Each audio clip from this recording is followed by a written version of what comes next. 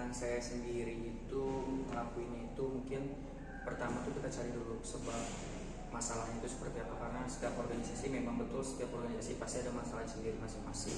Kalau misalkan kita ambil contoh ketika misalkan di organisasi itu ada masalah pribadi antar perorangan gitu kan, itu pasti kita panggil dong otomatis dua orang tersebut untuk diidentifikasi ini masalahnya seperti apa dan bagaimana untuk solusi penyelesaian masalahnya. Dan jika sudah ketemu solusi masalahnya, otomatis kita langsung evaluasi nih.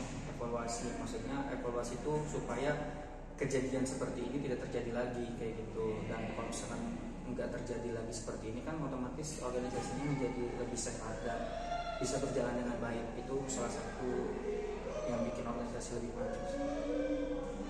Pertanyaan yang kedua, apa dampak dari gaya komunikasi pemimpin terhadap tingkat keterlibatan anggota dalam organisasi?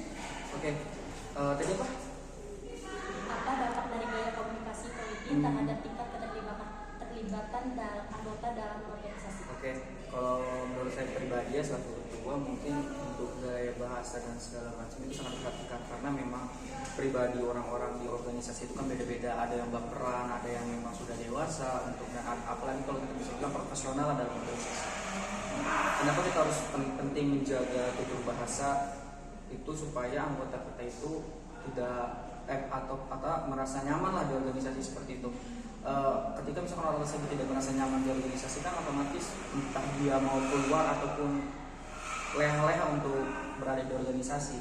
Makanya banyak orang-orang itu tidak suka dengan kepemimpinan dengan gaya bahasa yang sombong atau selengean, lalu gaya kepemimpinan seperti otoriter, itu kan banyak yang tidak disukai oleh banyak orang. Makanya kalau saya pribadi itu tidak menggunakan hal-hal seperti itu. Kita lebih belajar untuk bagaimana cara berdemokrasi, terus menggunakan bahasa yang lebih casual, terus lebih nyaman untuk ngobrol dengan anggota-anggota yang lain seperti itu. Pertanyaan selanjutnya, apa manfaat dari keragaman dalam organisasi bagi anggota?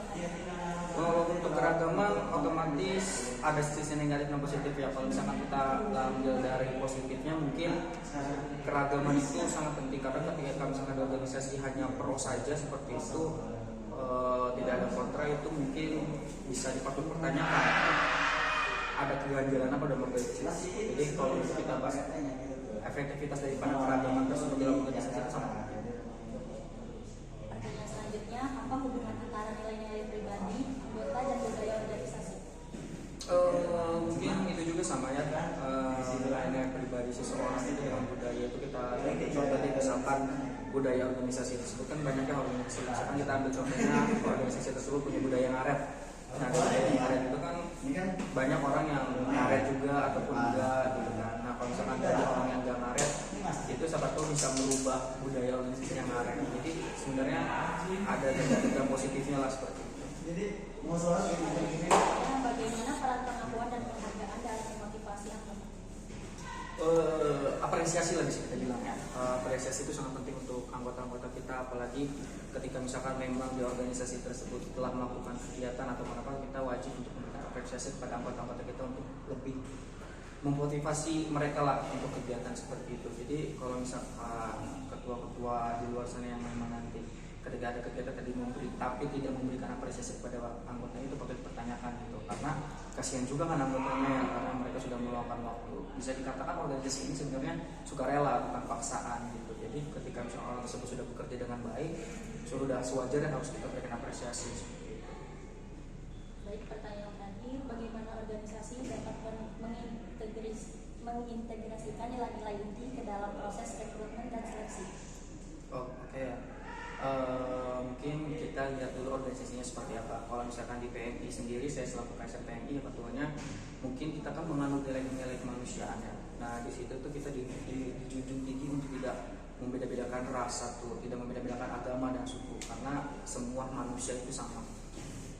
Kalau untuk masukkan nilai-nilai seperti itu, kita di setiap minggu itu setiap bulan pasti ada pertemuan entah 1 atau 2 kali. Nah di situ mungkin kita bisa sisipkan penilaian seperti itu. Lalu untuk open recruitment itu juga kita tidak ada batasan untuk setiap orang masuk harus seperti ini, harus seperti ini. Yang penting orang tersebut memiliki jiwa kemanusiaan, karena kalau di PMI sendiri kita ini berdasarkan gerakan kepala merah yang menjunjung tinggi kemanusiaan seperti